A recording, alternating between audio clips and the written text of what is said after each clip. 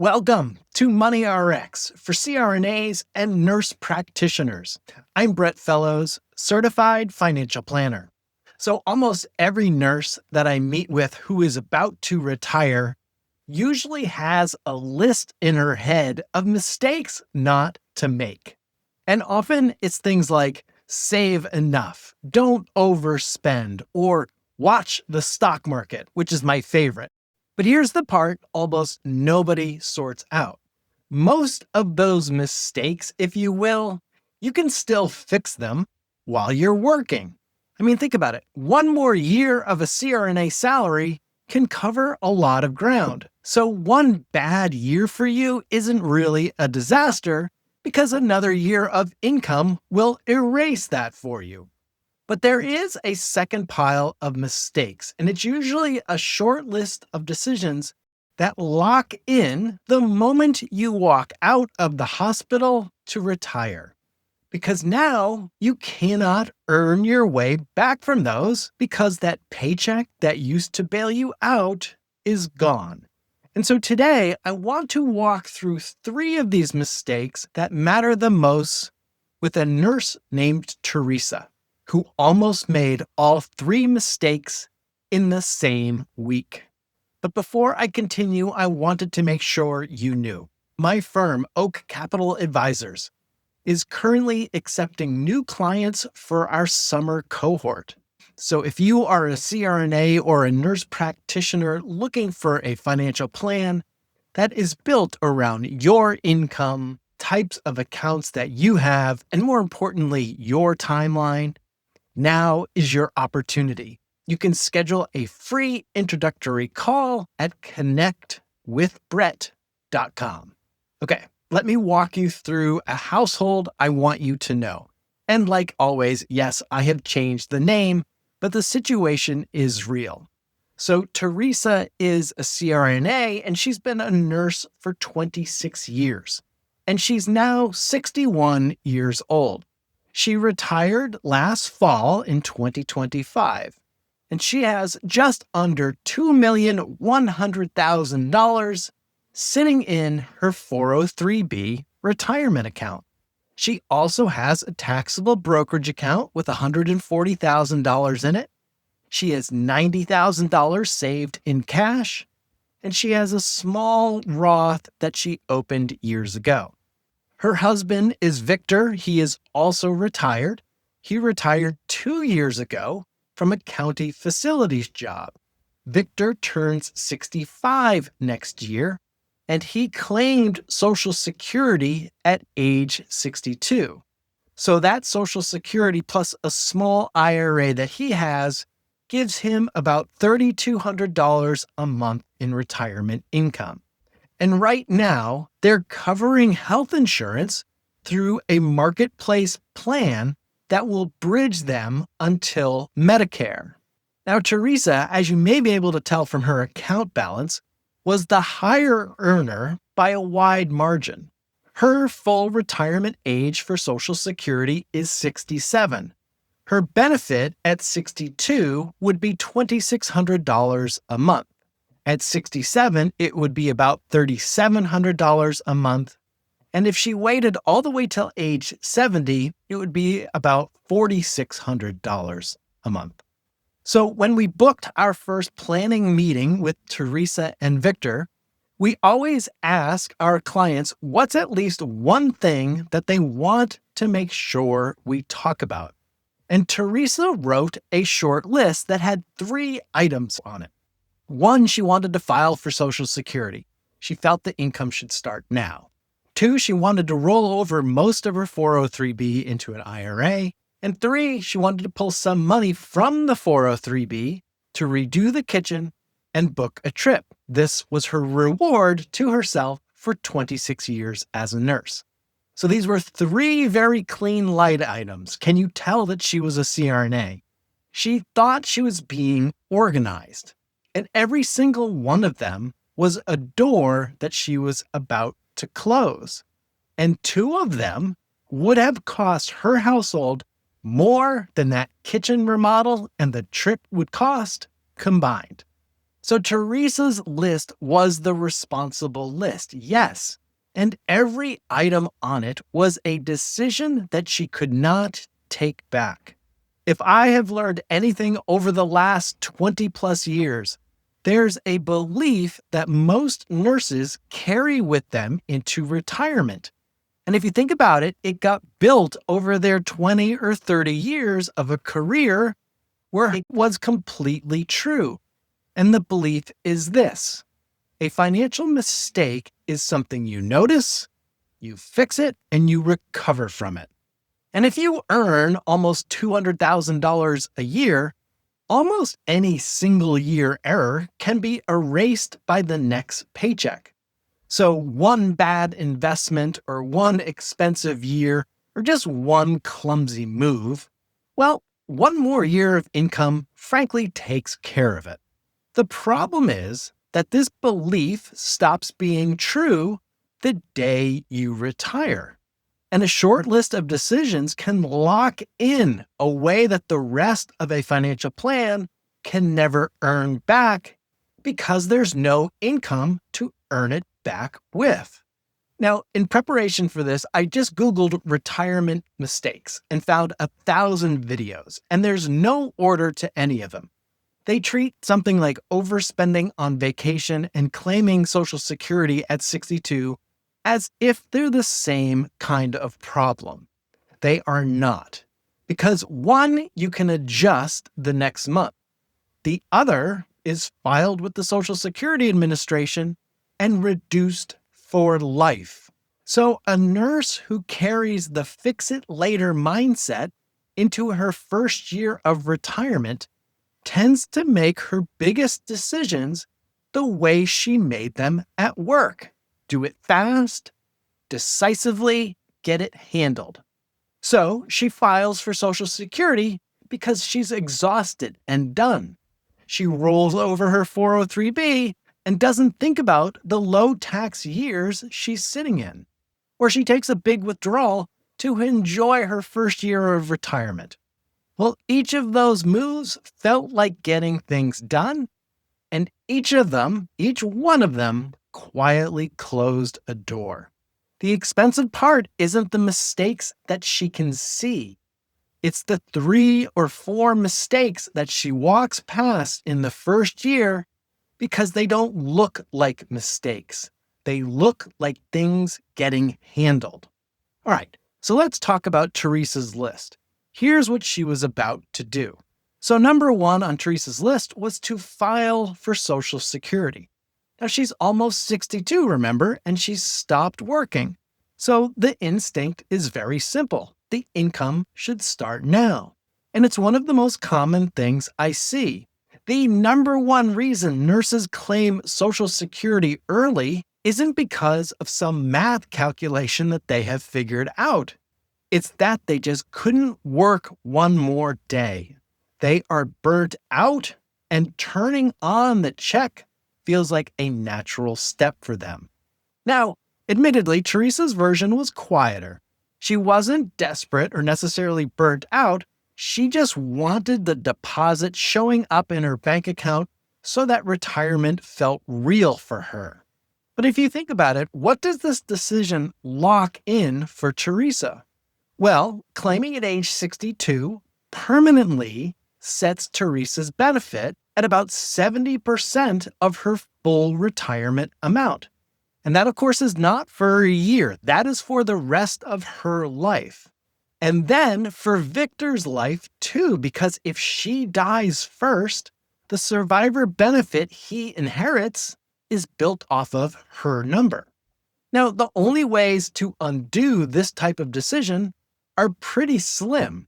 One, she'd have a 12-month window to file a Form SSA 521 to withdraw her application entirely and pay back every dollar she'd received. Now, she could only ever do that one time, and after 12 months, that option is gone. There is also what's called voluntary suspension, but that doesn't even exist until her full retirement age at 67.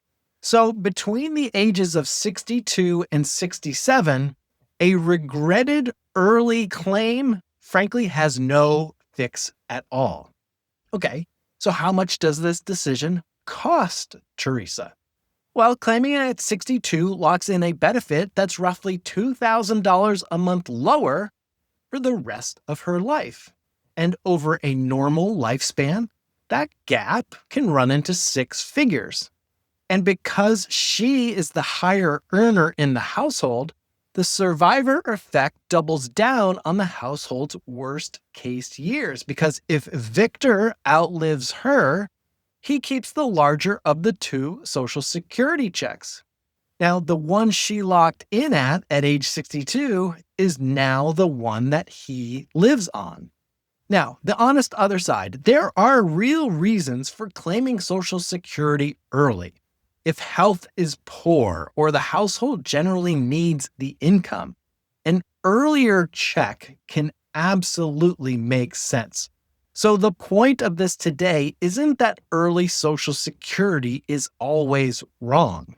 But the point is, filing because you're tired in a week when nothing forces the decision from you will lock you into a number that you live with for the next 30 plus years. But back to Teresa, she had not filed yet, so that door was still open. But the next item on her list was about to close another door, again, that she didn't even know was there. So item 2 for Teresa looked like pure logistics. She was going to move her 403b into an IRA, set it, and let it ride until she needs it. Now, nothing about that plan, however, touches taxes, which is exactly the problem. Teresa is 61. Her salary stopped this year. And again, she hasn't turned on Social Security yet. So her required minimum distributions do not start until age 73. Well, that's an 11 to 12 year stretch where her taxable income is the lowest it will ever be again. And her current plan was to do nothing with that. So why this window is a closing door for Teresa is because those gap years are the one window in her life where she can move money out of the pre-tax 403b at a low tax rate on purpose. So she can convert a chunk to Roth each year, paying tax now at 10%, 12%, or 22%, instead of letting it all grow inside of the pre-tax IRA or 403b and then just come out later as required minimum distributions, which, when we stack those on top of Social Security income, she gets taxed at 24% and up. And here's the part that makes it irreversible for her. At age 73, the required distribution starts. So the IRS makes Teresa take that money out first before she can convert anything. So if you think about it, the forced withdrawal eats the lower tax bracket room. So every gap year that she spends doing nothing is a tax bracket space that is now gone. It does not roll forward. There is not catch-up provision at age 73 that lets her reclaim those cheap years that she skipped. If she misses this opportunity, it is gone. So how much are we talking about here, missing this Roth conversion? Well, Teresa has 12 gap years and $2,100,000 sitting in the 403b and still growing. If she uses this window, converting around $120,000 to $150,000 a year while staying inside of a reasonable tax bracket to her, she can move well over $1 million to Roth at a blended tax rate that is far below what those same dollars will cost as required minimum distributions after age 73. So if she does nothing, that $2 million will keep compounding, and it will land as an RMD stream in her mid-70s, again on top of 2 Social Security checks, thus pushing the household into a higher tax bracket for the rest of their lives. Skip even half of that window, and $700,000 gets permanently taxed at the higher rate. So by doing nothing, Teresa didn't think that she was making any kind of decision. And yet, it cost her more than anything she'd actively chose. So, item 1, Social Security, she could still fix. Item 2, she could still use. But now we're on to item 3, and this was the one that would reach 2 years into her future and then hand her a bill that she couldn't appeal. So remember, the third one was Teresa wanted to reward herself. She wanted to pull a chunk from the 403B and redo the kitchen and book the big trip. Call it $250,000 of one-time income. Well, she'd spent 26 years earning the money, and on paper, it was definitely there, so the value's not the issue. The trouble is what that single year of income does on 2 different clocks. So clock number 1 is Medicare, and it looks back 2 years. So the income Teresa creates this year in 2026 sets her Medicare premium surcharge 2 years from now. And it works as a cliff. If she goes $1 over a threshold, it triggers the full surcharge for that tier for both herself and Victor because they are a married filing jointly return. And the bill just arrives in 2028 for a decision that she made in 2026. And the second clock right now in the bridge years before Medicare. Well, Teresa and Victor are on a marketplace health plan. And with tax law in 2026, if you earn $1 over an income limit, any marketplace health insurance subsidy will disappear for the year. Well, a $250,000 income year doesn't just nudge them over that cliff, it launches them completely over it. Okay, so what does all this cost? Well, that one-time income year can push the household into a higher Medicare surcharge tier that will cost them well over $10,000 in surcharges alone in 2028. And this is a bill that shows up long after that kitchen is finished and just feels completely disconnected from the cause. And on the health insurance side, back to present day, that same income spike can eliminate a 5-figure ACA subsidy for the current year, which would turn what would normally be a manageable health insurance premium into something like $20,000 in surcharge overnight. And none of this can be amended away. Yes, the kitchen and the trip were affordable, but the way she paid for them, all in 1 year, that was the expensive part.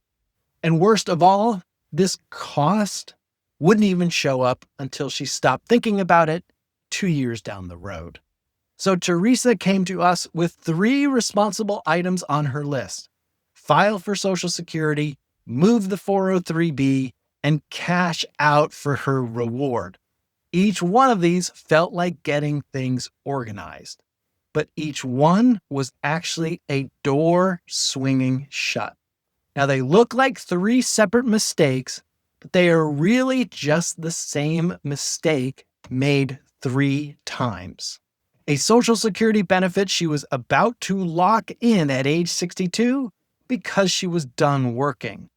A low tax window she was about to miss by doing nothing, and a single year of income she was about to create that would bill her 2 years into the future and the same year at once. Teresa did not need a longer list of mistakes to avoid. She needed to see which of her decisions were irreversible and to handle those few on purpose and slowly during the years that she still controlled things and before things like required minimum distributions and Medicare lookbacks took over. So she didn't necessarily need a better checklist. We just needed to sort her decisions into the ones that she could take back and the ones that she couldn't, and then build a plan around that second pile.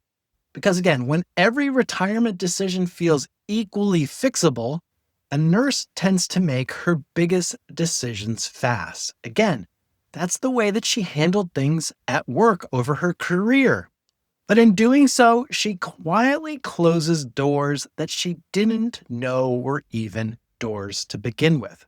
And these costs show up later when the time to respond to them is already gone. So what she needs instead is a short, deliberate plan that identifies the handful of one-way door decisions up front and then sequence those across the controllable years between that last working paycheck and age 73, and then protects each one before it locks. So this way for Teresa, she could claim Social Security on purpose and not from exhaustion. She could use her gap years actively, and she could spread her income across years instead of cramming them all into one. So it's the same retirement. We will get her the same rewards, if you will, just with the permanent decisions made the way permanent decisions deserve to be made. And I call this the point of no return plan. It is a plan that sorts every retirement decision into either a fixable bucket or unfixable bucket, and then protects the unfixable few on purpose and in sequence across the years between your last paycheck and the start of required minimum distributions. Now, obviously, the first move is to make that one-way door list before you do anything else. So before filing for Social Security or moving money, you want to write down the decisions that cannot be undone. Social Security timing, what happens to the gap years, and any one-time income events, and the Medicare and ACA shadows that they cast on it. The second move is then to claim Social Security and use those gap years on purpose, not on instinct. And for a high-earning couple, especially, treating that claiming date as a deliberate decision that is tied to health, the survivor benefit, and the rest of the financial plan, not as the thing that you do the week you retire because you think that the income should start. And inside of those gap years, you want to run Roth conversions every year up to a chosen tax bracket that is deliberately drawing the pre-tax retirement account down at a low tax rate before required minimum distributions take over at age 73. So those gap years become the most productive years for the whole plan for most of our nursing client community. And then the third move is to spread your big income out and to watch the 2-year clock on healthcare. Any large one-time event that can only be funded from pre-tax accounts gets spread across calendar years and then checked against Medicare thresholds and the ACA cliff before the money moves.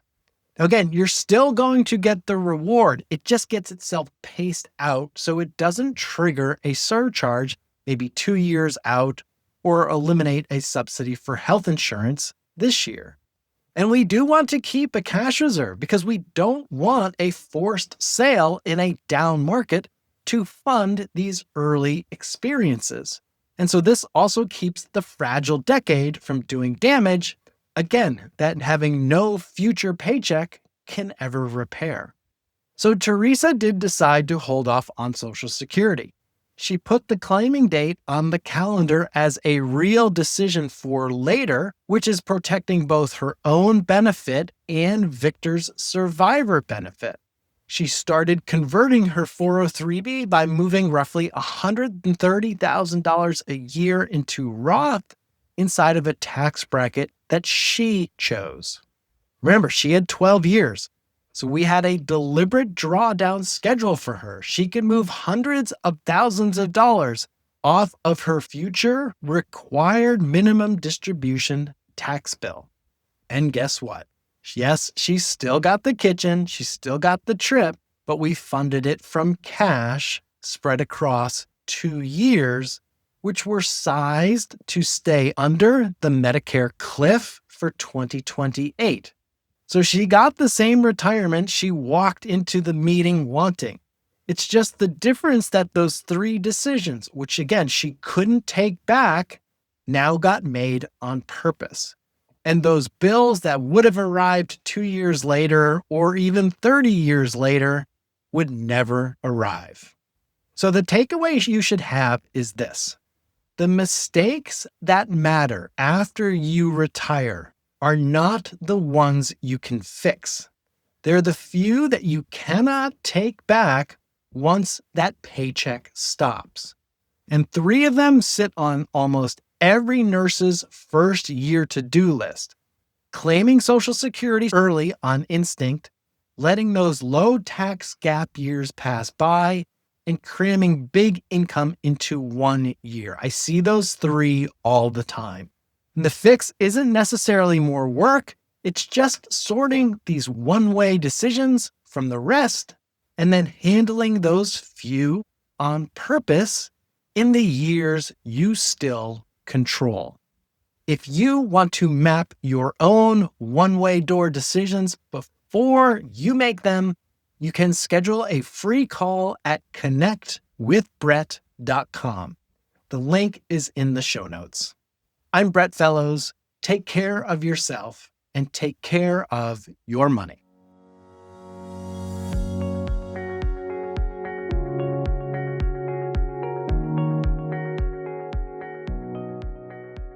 This podcast is for informational and entertainment purposes only. It should not be relied upon as a basis for investment decisions. This podcast does not engage in rendering legal, financial, or other professional services.